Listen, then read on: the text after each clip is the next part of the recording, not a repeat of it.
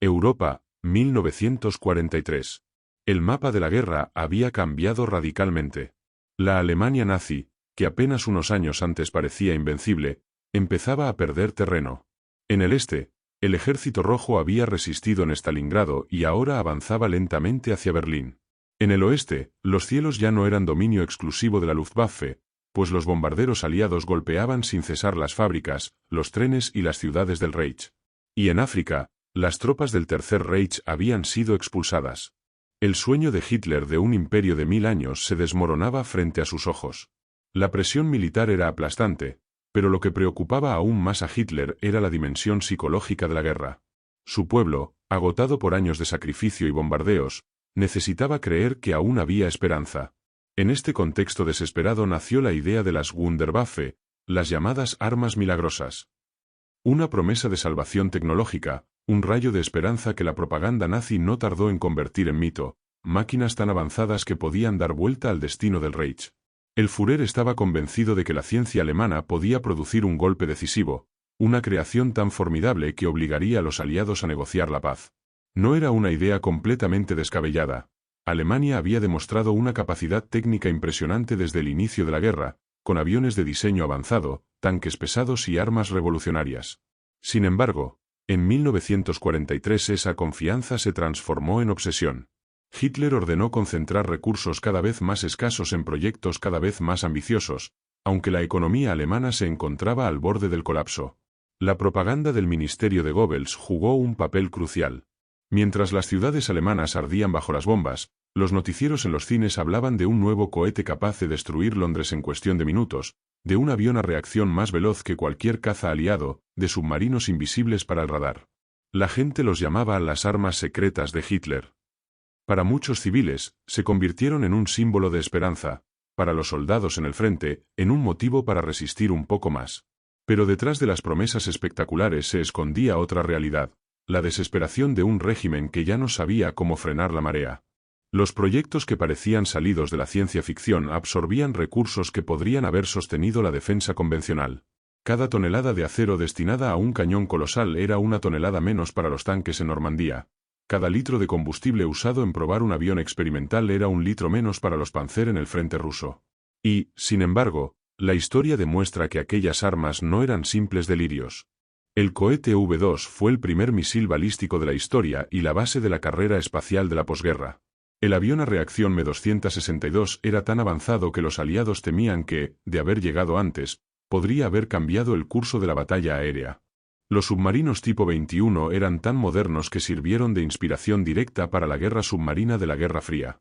Incluso las armas más inútiles, como el gigantesco cañón Gustav, reflejan la voluntad del Tercer Reich de apostar todo por un golpe de efecto. Este documental nos llevará al corazón de esos proyectos. Analizaremos su origen, su impacto y sus limitaciones. Conoceremos las esperanzas que despertaron y la realidad que las destruyó.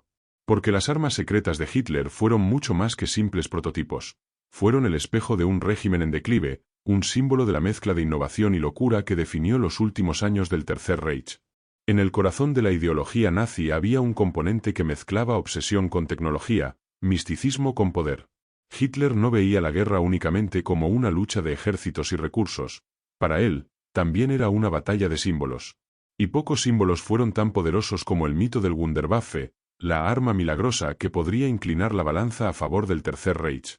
El término comenzó a circular en la propaganda alemana hacia 1943, cuando la situación militar empezaba a deteriorarse. Joseph Goebbels, maestro de la manipulación, lo adoptó con entusiasmo. Sabía que en medio de la destrucción, con ciudades enteras reducidas a cenizas por los bombardeos aliados, el pueblo necesitaba algo en lo que creer. Así nacieron los rumores sobre armas secretas capaces de cambiar el curso de la guerra de un solo golpe. La idea no era del todo fantasiosa. Desde el inicio del conflicto, la ingeniería alemana había demostrado ser de vanguardia. Los tanques Panzer habían arrasado en Polonia y Francia. Los cazas Messerschmitt Bf-109 habían dominado los cielos en los primeros años. Las bombas voladoras V-1 habían demostrado la capacidad de Alemania para golpear a Inglaterra incluso sin pilotos. Era lógico que muchos creyeran que, en los laboratorios ocultos del Reich, los científicos preparaban algo aún más increíble. Hitler se aferró a ese mito como un náufrago a una tabla de salvación. Su confianza en la ciencia y en el ingenio alemán era absoluta. Durante reuniones con sus generales, solía repetir que un arma revolucionaria aparecería en el momento justo para dar vuelta a la guerra. El problema era que esa obsesión lo llevaba a tomar decisiones irracionales. En lugar de priorizar la producción de armas ya efectivas, como los cazas FW-190 o los Panzer IV, desviaba recursos hacia proyectos experimentales que tardaban años en desarrollarse. Los archivos muestran cómo, en medio de la desesperación, Hitler intervenía personalmente en los detalles de ciertos programas. En el caso del avión a reacción Me-262, insistió en que fuera usado como bombardero en lugar de caza, retrasando su despliegue efectivo. En el caso del cañón Gustav, dio prioridad a un monstruo de acero cuya utilidad militar era mínima, pero cuyo valor simbólico era enorme. Quería que el mundo viera la grandeza de su Reich incluso en el campo de batalla. Para los ingenieros y científicos, la situación era contradictoria. Por un lado, tenían libertad para experimentar con ideas que en tiempos de paz hubieran parecido imposibles. Por otro, estaban sometidos a la presión constante de un régimen que exigía resultados inmediatos. El propio Werner von Braun, padre del cohete V2, recordaría más tarde que vivía entre el entusiasmo por la ciencia y el miedo a decepcionar a Hitler. La propaganda hizo el resto. Los noticieros mostraban siluetas misteriosas de aviones experimentales, hablaban de bombas que podían arrasar ciudades enteras en segundos, sugerían que Alemania estaba a punto de revelar un arma que dejaría obsoletas todas las demás. Los rumores se propagaban más rápido que la verdad. En los refugios antiaéreos, las familias susurraban que pronto saldría el arma secreta de Hitler y que entonces los aliados pagarían por cada bomba lanzada sobre Hamburgo o Berlín. El efecto psicológico fue doble. Entre la población, generó esperanza. Entre los enemigos, alimentó el temor. Los servicios de inteligencia británicos y estadounidenses dedicaron esfuerzos enormes a identificar qué eran exactamente esas armas secretas. Espías, fotografías aéreas y redes de resistencia trataban de descifrar si realmente existía un arma capaz de alterar el curso del conflicto. Cuando los primeros V1 comenzaron a caer sobre Londres en 1944, el miedo se transformó en pánico.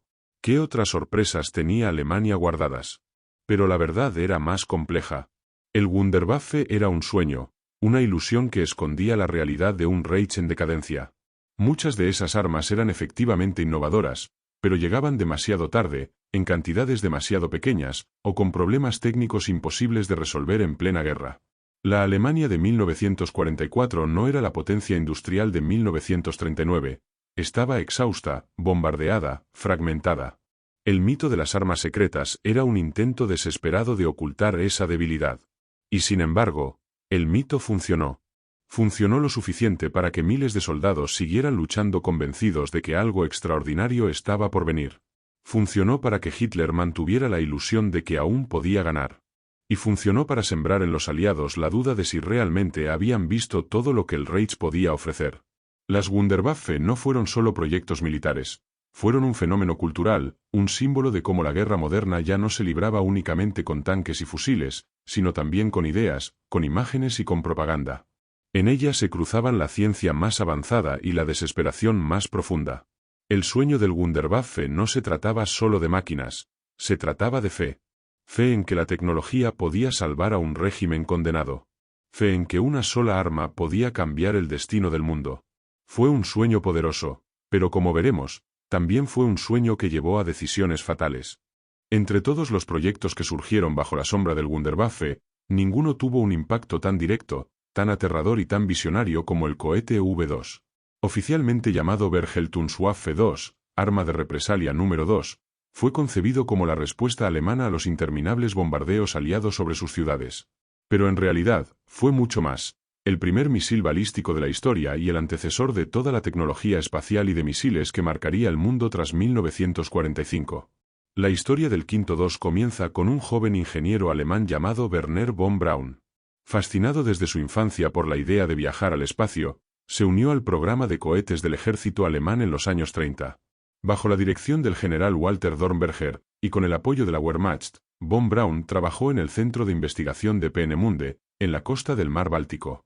Allí, lejos de las miradas curiosas, un equipo de miles de científicos, técnicos y obreros desarrollaba un arma revolucionaria.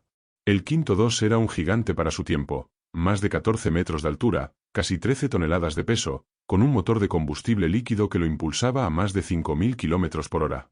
Podía volar a una altura de 90 kilómetros, salir brevemente de la atmósfera y descender sobre su objetivo a velocidad supersónica.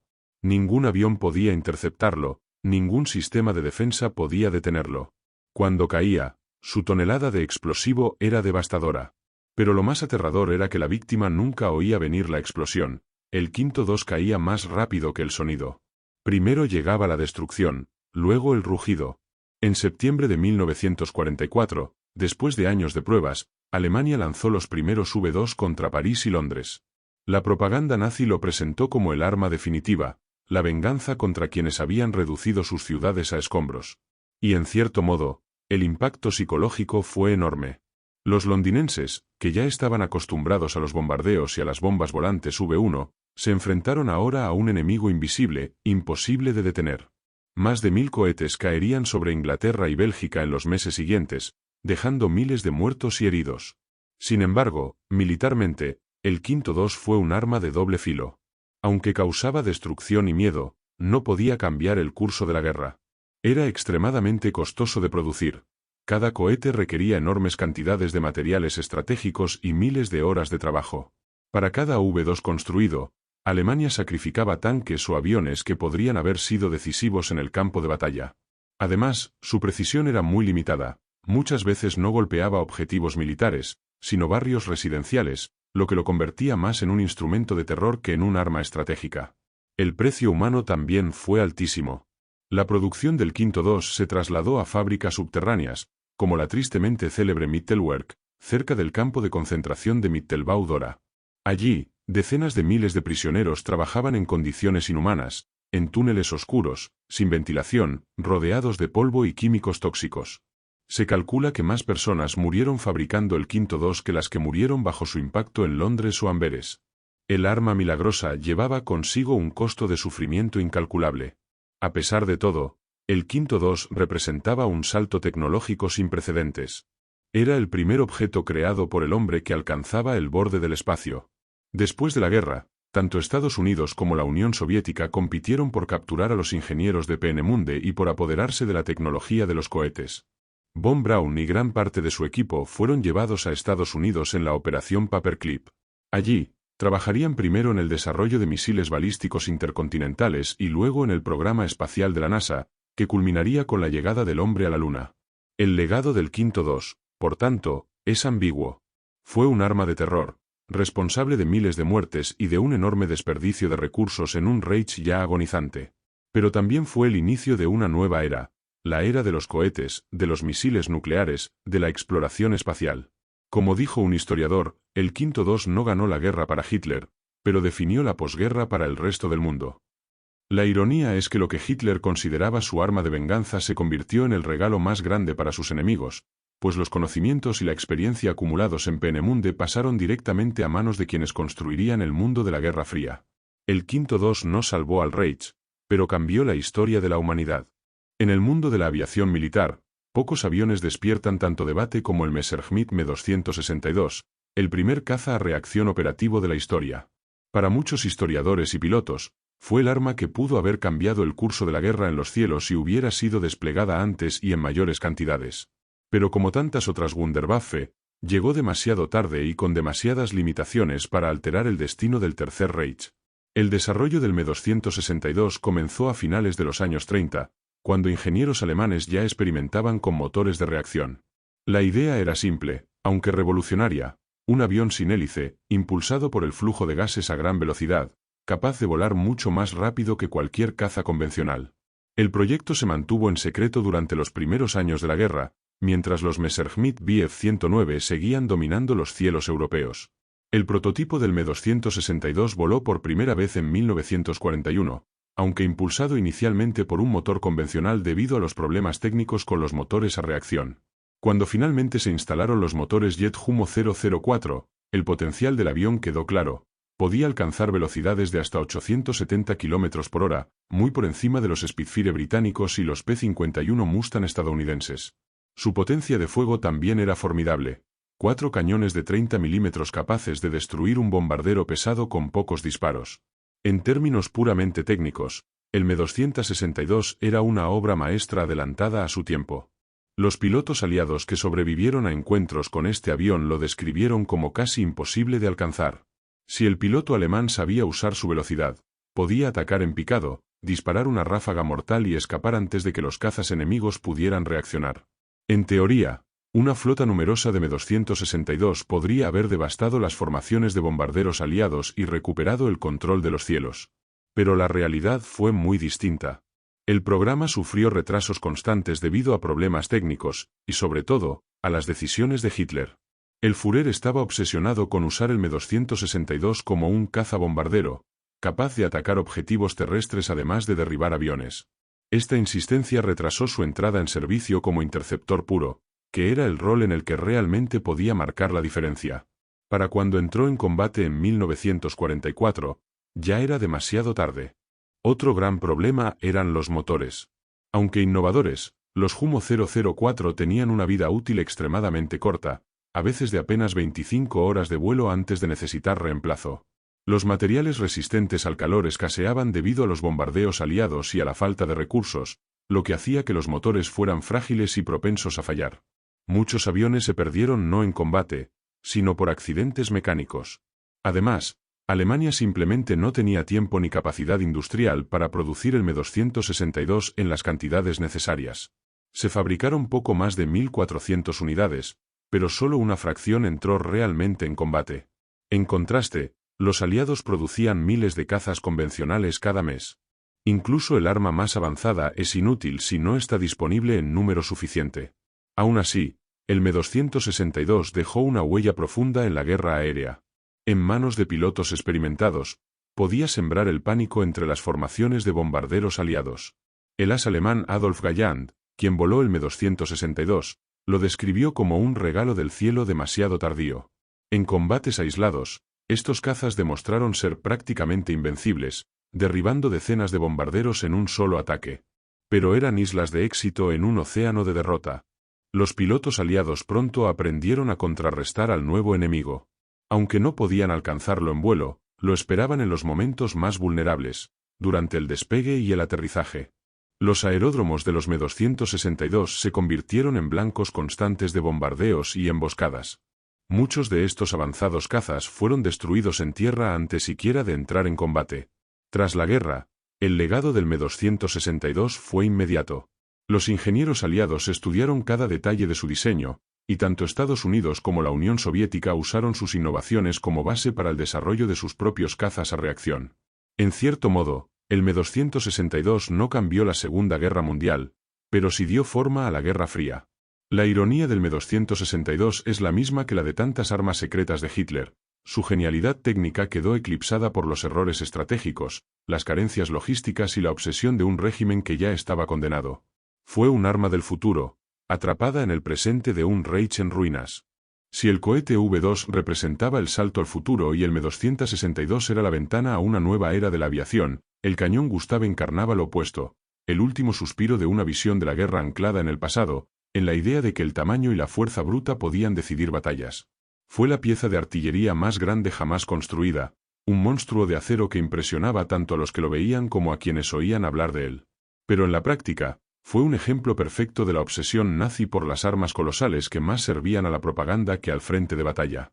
El Wehrer Gustav era literalmente descomunal. Construido por la compañía Krupp, pesaba más de 1.300 toneladas, medía casi 50 metros de largo y requería un equipo de 500 hombres para operarlo.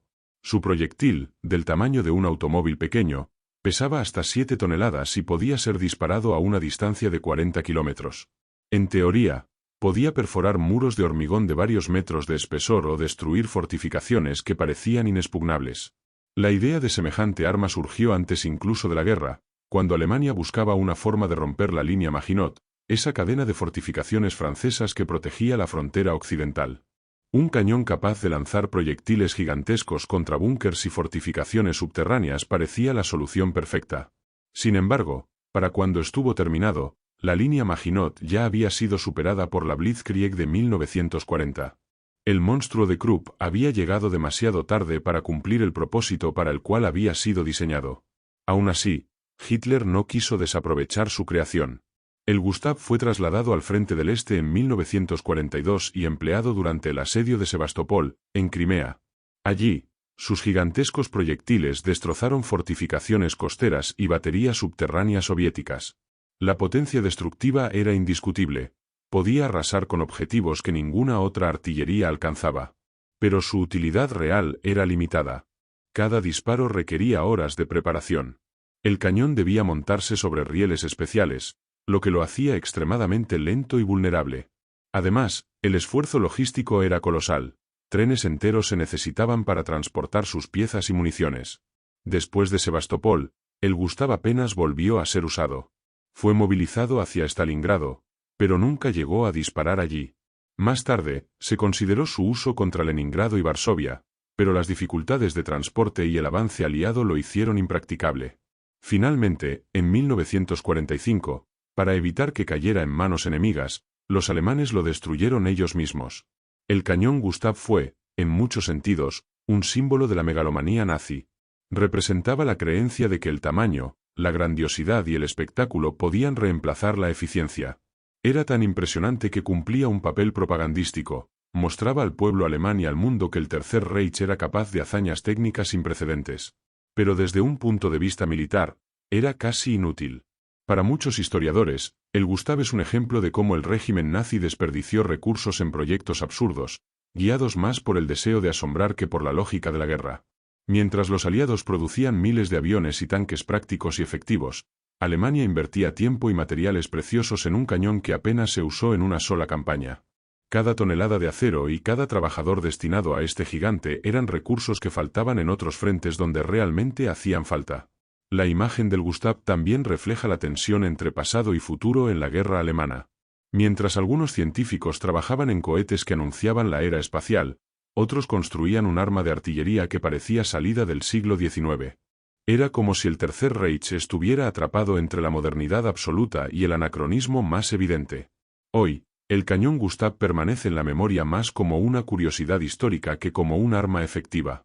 Un recordatorio de hasta qué punto la obsesión de Hitler por las armas colosales podía llevar a extremos irracionales.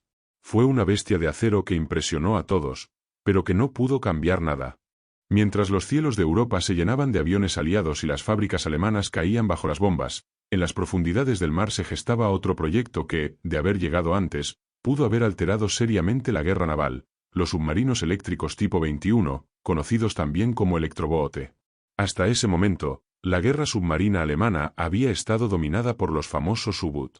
Durante los primeros años de la contienda, estos submarinos tradicionales habían sembrado el terror en el Atlántico, hundiendo miles de toneladas de barcos mercantes aliados y poniendo en jaque el suministro vital que llegaba de Estados Unidos a Gran Bretaña. Sin embargo, a partir de 1943, el panorama cambió radicalmente.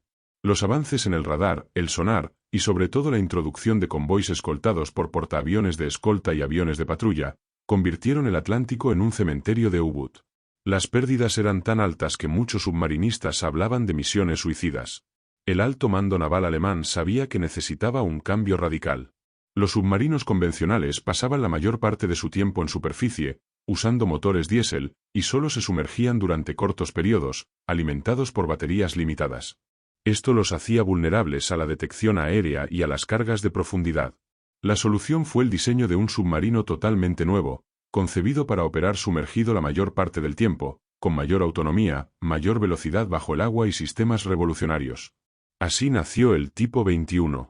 Este submarino era mucho más grande que los modelos anteriores, con más de 75 metros de eslora y un desplazamiento de 1.600 toneladas.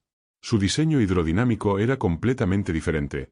La forma de su casco estaba optimizada para la navegación submarina, no para la superficie, lo que lo hacía mucho más rápido y silencioso bajo el agua. Lo más impresionante eran sus baterías.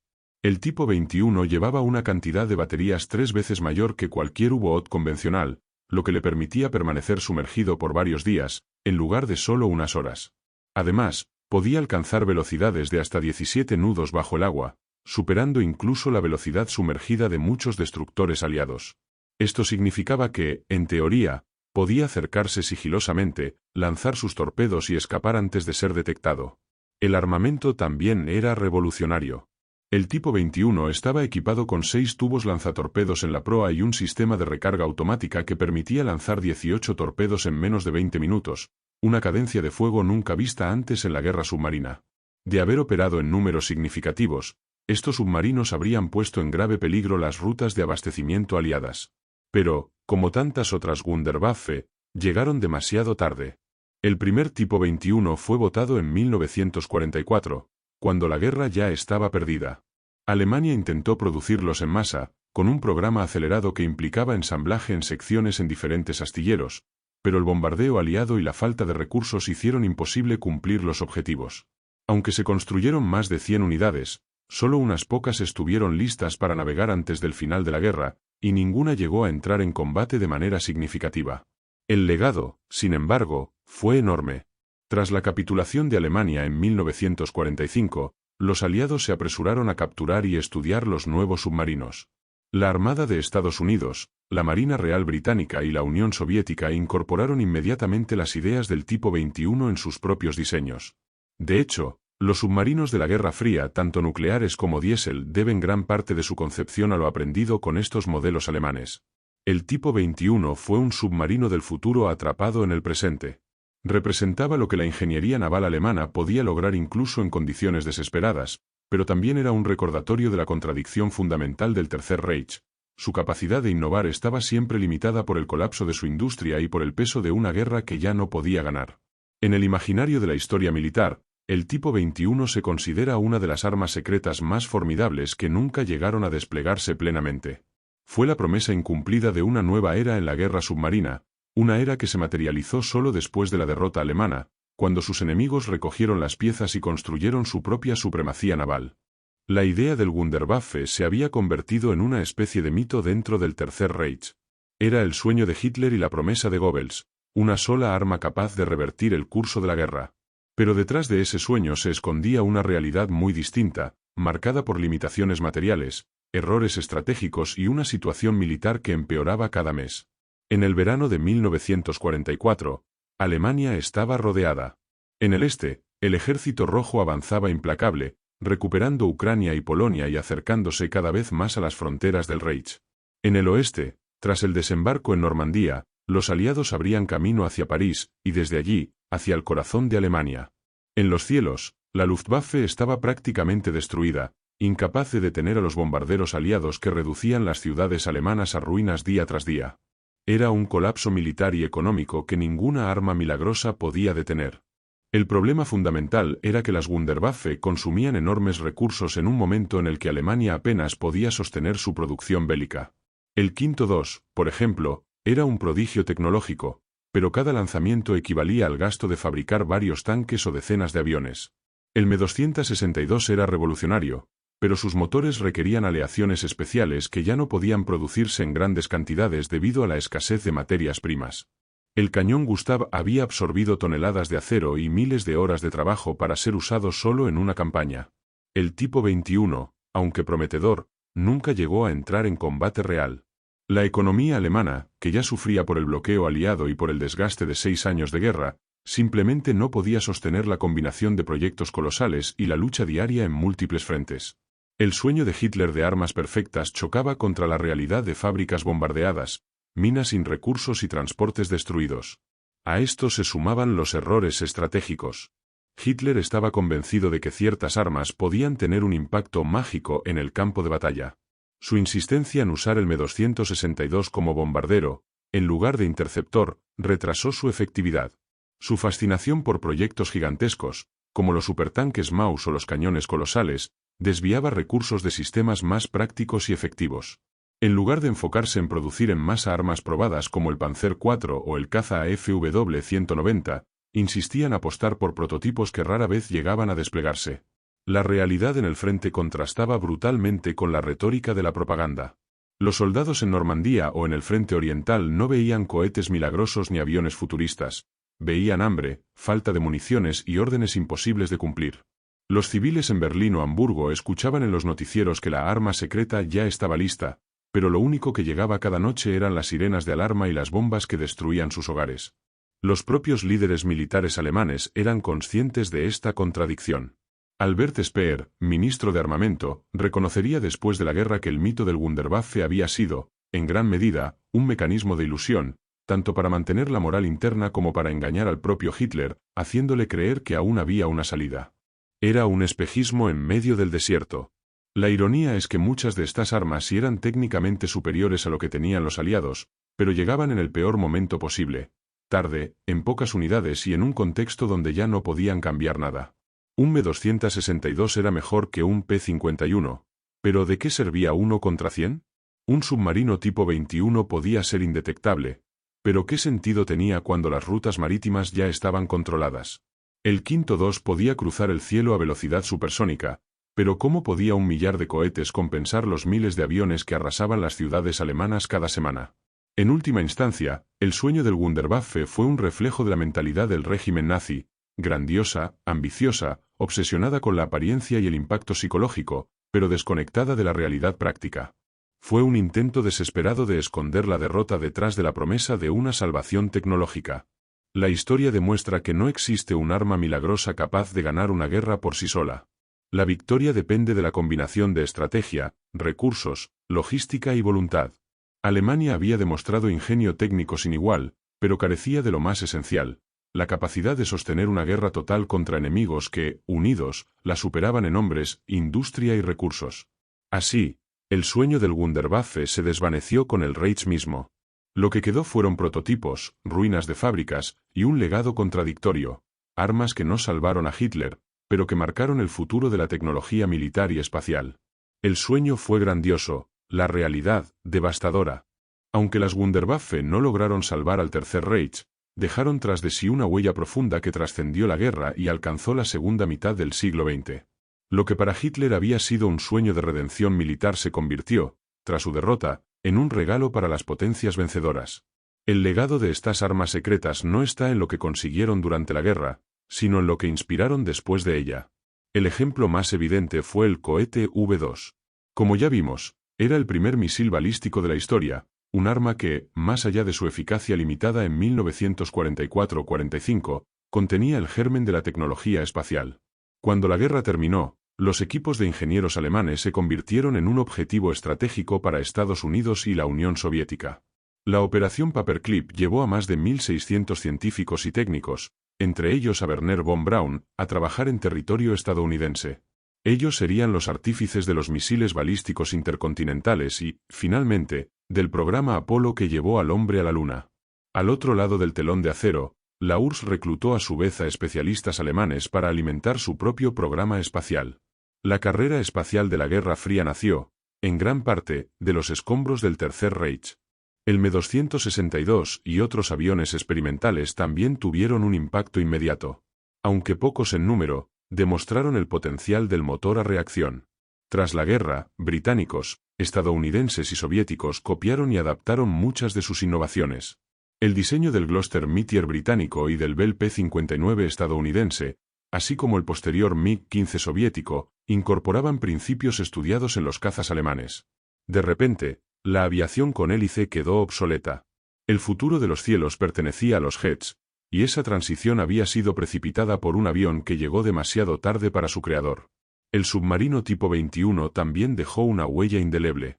Aunque apenas navegó durante la guerra, se convirtió en el modelo de referencia para todas las marinas posteriores. La Armada de Estados Unidos lo estudió cuidadosamente y lo incorporó en el diseño de sus primeros submarinos de posguerra. La Unión Soviética, que capturó varios ejemplares, desarrolló a partir de ello sus primeras clases de submarinos de la Guerra Fría. La idea de un submarino verdaderamente diseñado para operar bajo el agua, y no solo en superficie, se convirtió en estándar mundial gracias a la ingeniería alemana. Incluso armas aparentemente absurdas, como el cañón Gustav, tuvieron un efecto simbólico. Aunque nunca influyó en la guerra, se convirtió en un recordatorio de los límites de la megalomanía militar. En los años posteriores, muchos estrategas militares señalaron el Gustav como un ejemplo de lo que no debía repetirse, la tendencia a desperdiciar recursos en proyectos espectaculares sin valor estratégico real. Su legado fue negativo, pero igualmente valioso, una advertencia eterna contra la tentación de confundir propaganda con eficacia. El impacto de las Wunderwaffe fue también cultural y psicológico. Alimentaron el imaginario colectivo de que los nazis habían estado a punto de poseer armas imposibles, una fascinación que aún hoy se refleja en libros, documentales y películas. Desde los rumores sobre platillos voladores diseñados en secreto hasta las teorías sobre armas de energía desconocida, las Wunderwaffe alimentaron décadas de mitología. Más allá de lo real y lo verificable, se convirtieron en un terreno fértil para la especulación y la fantasía. En el plano moral, el legado es más oscuro. Muchas de estas armas fueron desarrolladas con trabajo forzado en condiciones inhumanas, causando la muerte de decenas de miles de prisioneros. El caso del Quinto II y la fábrica subterránea de Mittelbau-Dora es uno de los más atroces. Más personas murieron construyendo el cohete que aquellas que murieron bajo su impacto. Recordar las Wunderwaffe implica también recordar que detrás de cada innovación hubo sufrimiento humano. Así, el legado de las armas secretas de Hitler es ambiguo.